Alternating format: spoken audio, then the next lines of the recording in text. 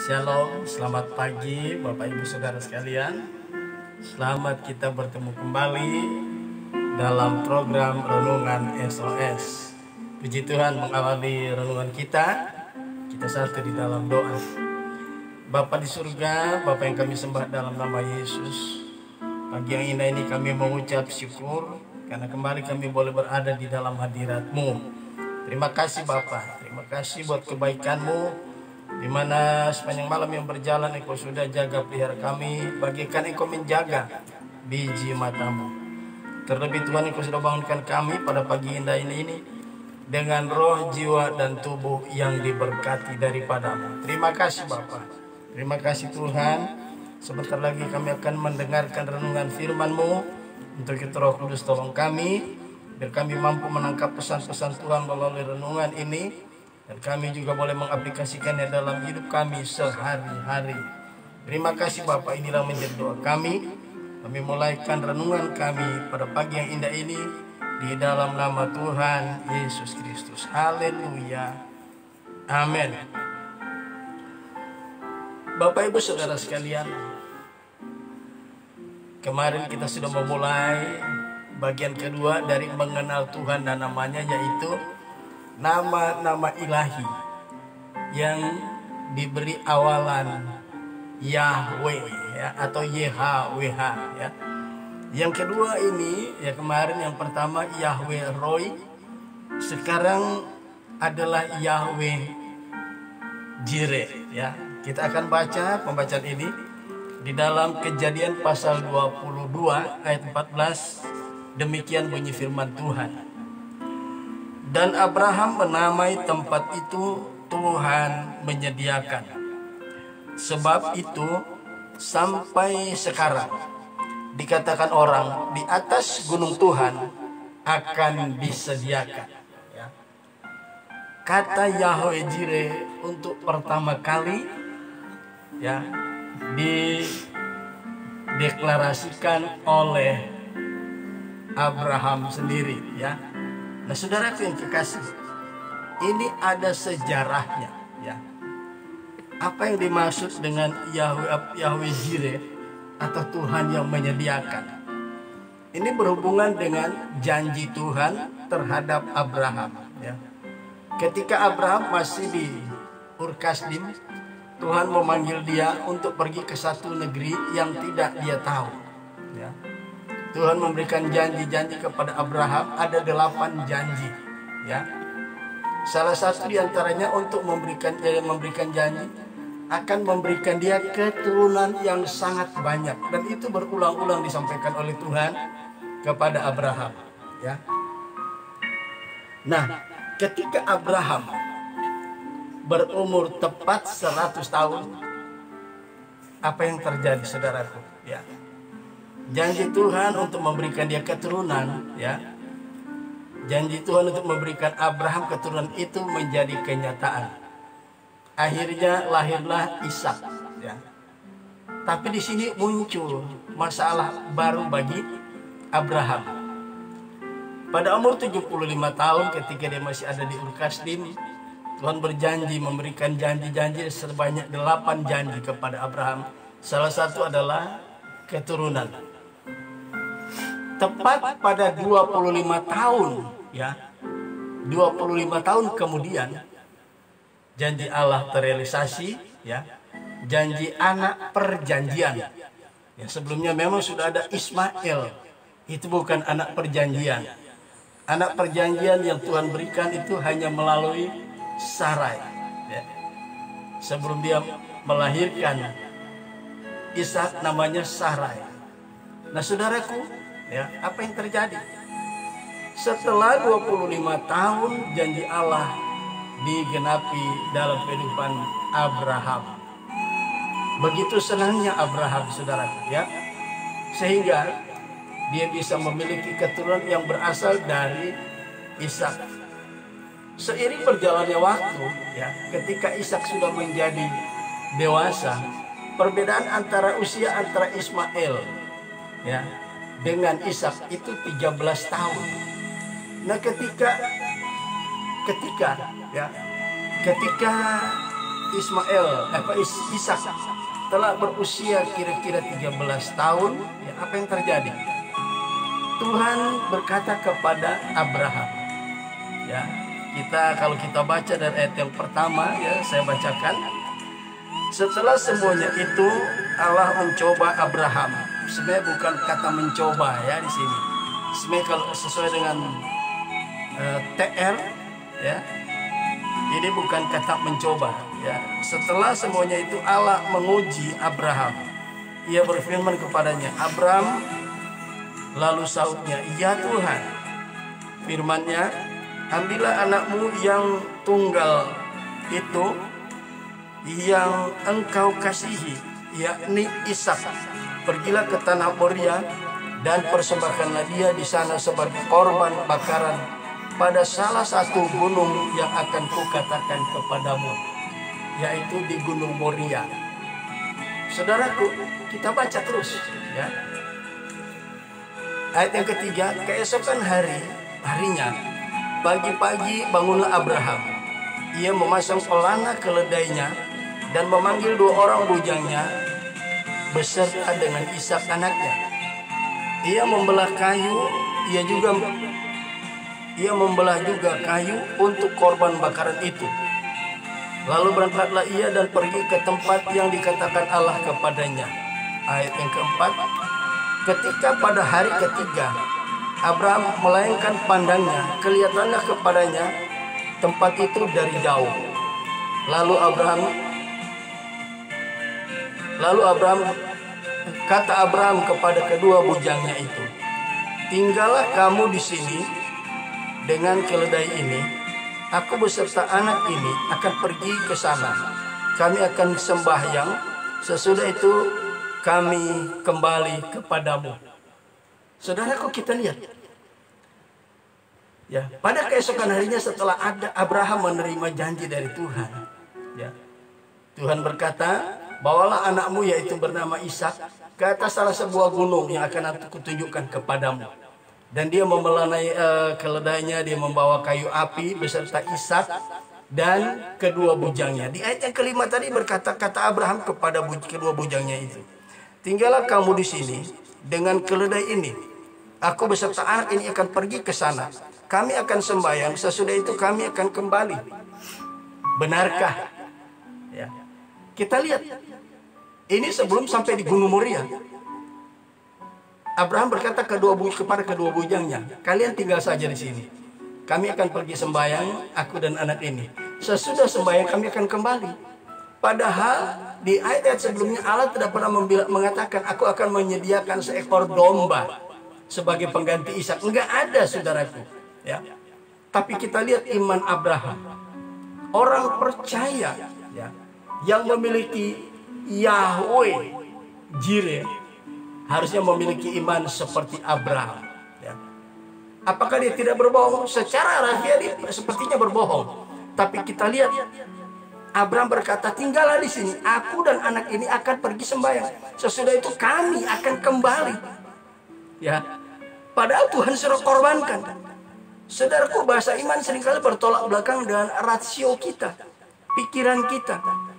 Jadi apapun yang Tuhan sampaikan, lakukanlah itu walaupun bertentangan dengan rasio kita, bertentangan dengan suara hati kita. Waduh, anak yang aku tunggu 25 tahun, sekarang dia sudah umur 13, aku harus korbankan. Tapi dia tidak berdalih dengan Tuhan, tidak berdalih, tidak berdebat, tidak bersungut-sungut. Dia lakukan yang kelihatannya mustahil. Masa Tuhan memberi, sekarang Tuhan mau ngambil lagi, ya. Kita maju ayat yang ke-6. Lalu Abraham mengambil kayu untuk korban bakaran itu dan memikulkannya ke atas bahu Ishak anaknya. Sedang di tangannya dibawalah api dan pisau, ya. Demikianlah keduanya berjalan bersama-sama. Lalu berkatalah Ishak kepada Abraham, ayahnya, "Bapa," sahut Abraham, "Ya anakku." Bertanyalah ia, di sini sudah ada api dan kayu, tetapi di manakah anak domba untuk korban bakaran itu? Ya, saudaraku, pilu nggak seorang ayah Anak yang dijanjikan Tuhan dia peroleh, sekarang dia akan persembahkan. Dia nggak bilang, ya kamulah korban itu. Enggak, saudaraku. Ya, ayat yang ke-8. Saud Abraham, Allah yang akan menyediakan anak domba untuk korban bakaran baginya, anakku. Demikianlah keduanya berjalan bersama-sama. Lihat, perkataan orang beriman seringkali bertolak belakang dengan rasio. Tuhan tidak mengatakan, bawalah anak itu nanti sampai di gunung sana, aku akan sediakan domba pengganti dari anakmu. Enggak ada, saudara. Ya. Jadi orang percaya itu dalam kondisi apapun, perkataan iman itu harus dilaksanakan. Ya. Menjadi satu komitmen. Apapun yang kita sudah laksanakan dengan Tuhan, kita harus berkata dengan iman. Ya. Ditanya sama Ishak, di sini sudah ada kayu api, ya. Tetapi di mana anak domba itu, korban itu? Dengan enteng, ya, dengan enteng Abraham menjawab ayat 8. Saud Abraham, Allah yang akan menyediakan anak domba untuk korban baginya, anakku. Demikianlah keduanya berjalan bersama-sama. Ayat 9. Sampailah mereka ke tempat yang dikatakan Allah kepadanya. Lalu Abraham mendirikan mezbah di situ, disusunlah kayu, diikatnyalah Ishak anaknya itu, dan diletakkannya di mezbah itu di atas kayu api, ya. Sesudah itu Abraham mengulurkan tangannya, lalu mengambil pisau untuk menyembelih anaknya. Saya kembali ke ayat yang ke-9. Perhatikan ayat yang ke-9. Sampailah mereka ke tempat yang dikatakan Allah kepadanya. Lalu Abraham mendirikan mezbah di situ.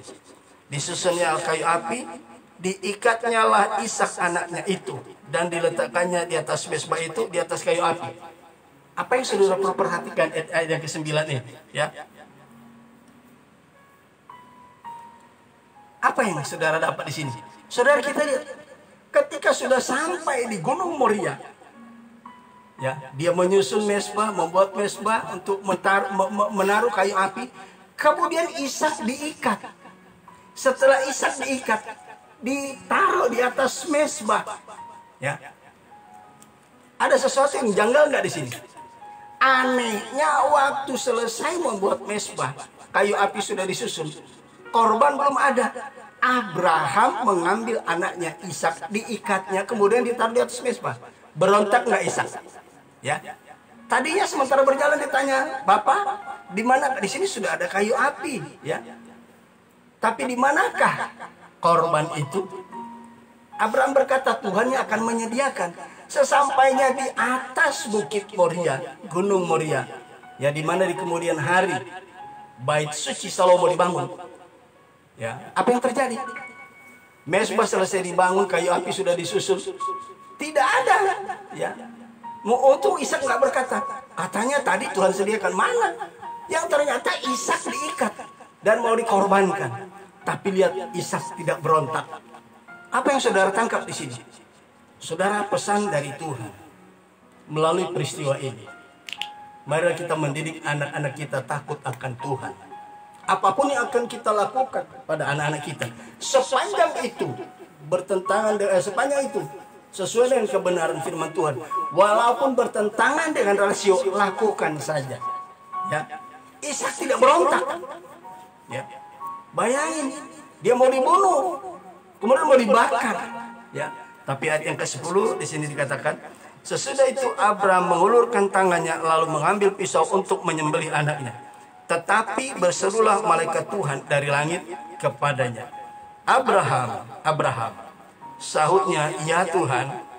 Lalu ia berfirman, jangan bunuh anak itu dan jangan kau apa-apakan dia.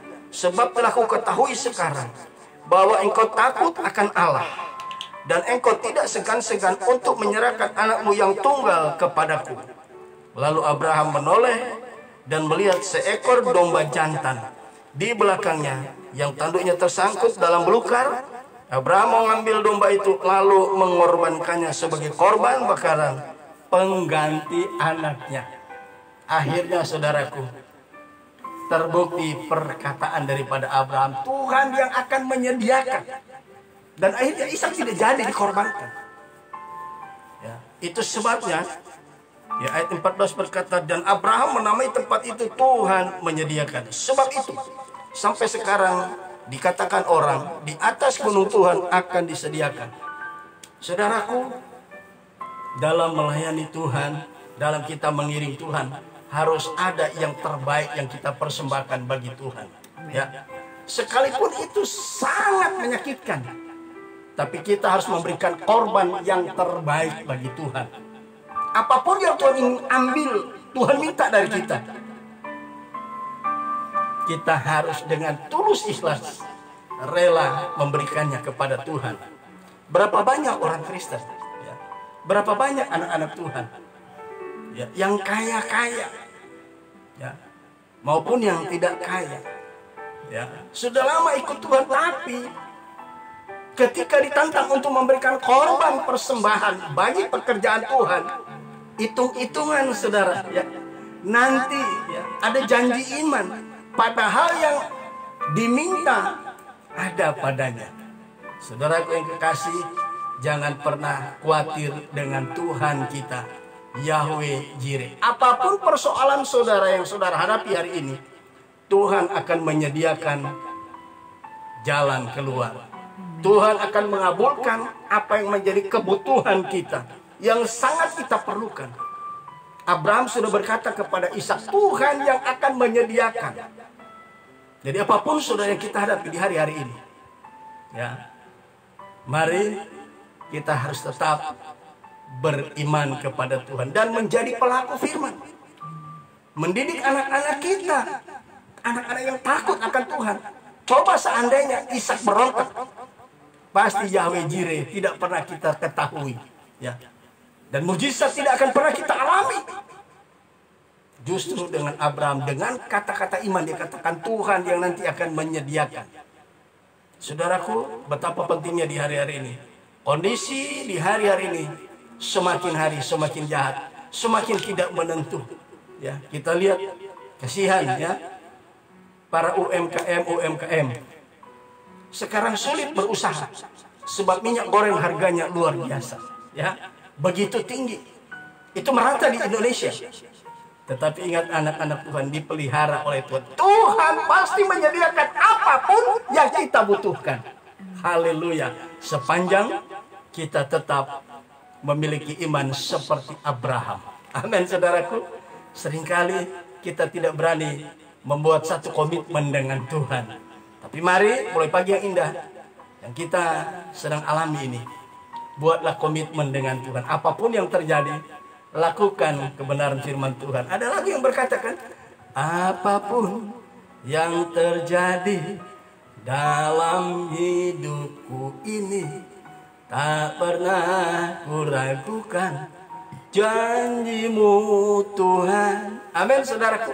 Apa yang saudara butuhkan sampai hari ini belum digenapi, tetap beriman, Tuhan pasti menyediakan. Yehova, Yahweh Jireh pasti mengadakan. Apa kesulitan saudara? Apa masalah saudara? Kita punya Tuhan, Yahweh Jireh, dia menyediakan. Dari yang tidak ada menjadi ada. Semua jalan, kiri kanan muka belakang tertutup. Angkat wajah kita ke atas, jalan ke sorga. Di sana ada Tuhan Yesus, Sang Yahweh Jireh. Dia mampu memberikan jalan keluar atas masalah yang kita sedang hadapi. Amin, saudaraku. Puji Tuhan, besok pagi kita akan teruskan dengan nama ilahi yang lain lagi. Tuhan Yesus memberkati. Sebelum kita akhiri renungan ini, kita dengarkan satu pujian bagi Tuhan.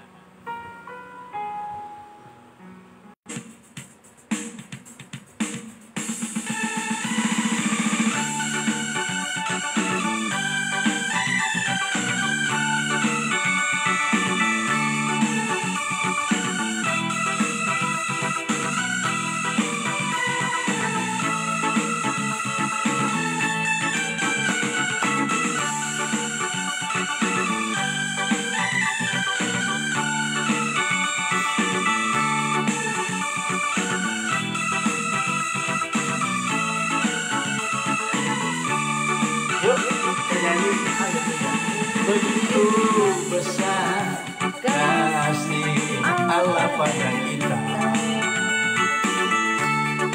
berkatilah anak cucu kita di mana-mana. Tuhan mengubah miskin dan menjadikan kaya. Dia merendahkan dan meninggikan juga. Bahagialah bagi orang yang percaya. Anak cucunya pasti tidak akan meminta-minta.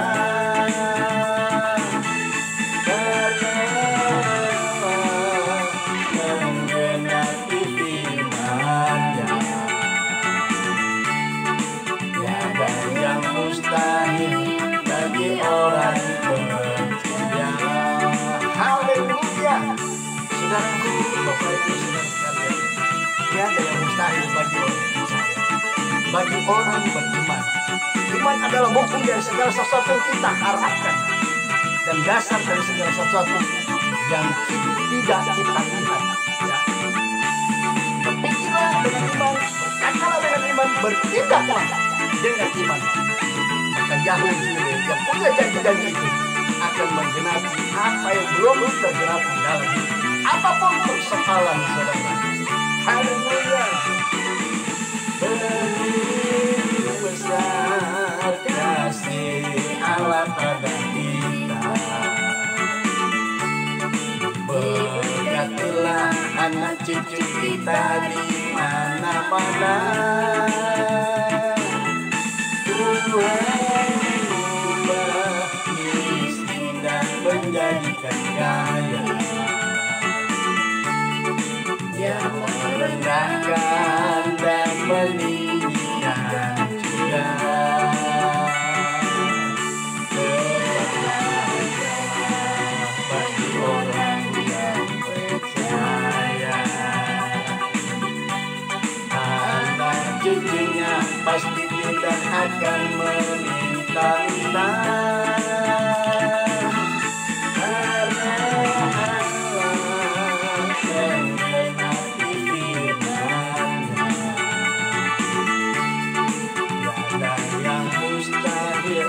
Bagi orang percaya. Berbahagialah bagi orang yang percaya. Anak cucunya pasti tidak akan meminta-minta.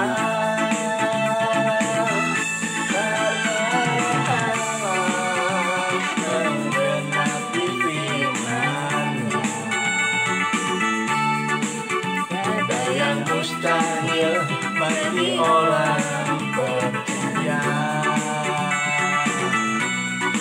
Tiada yang mustahil bagi orang percaya. Haleluya. Puji Tuhan, kita satu di dalam doa. Bapa di surga, kami mengucap syukur buat kebenaran firman-Mu yang kami sudah dengarkan melalui renungan yang indah di pagi yang indah ini. Terima kasih Tuhan. Mari Roh Kudus meteraikan kebenaran firman-Mu dalam hati kami dan mampukan kami mengaplikasikan apa yang menjadi pesan Tuhan melalui kebenaran firman Allah yang kami sudah dengar pagi yang indah ini, agar kami melihat janji-janji Tuhan diberkati dalam hidup kami. Kami bangga memiliki Allah Yehova Jireh, mampu menyediakan apa yang kami perlukan, apa yang kami butuhkan. Terima kasih Bapak. Inilah yang menjadi doa dan ucapan syukur kami setelah kami mendengarkan renungan-Mu di pagi yang indah ini. Haleluya. Amin. Puji Tuhan. Tuhan Yesus memberkati. Sampai bertemu besok pagi. Shalom.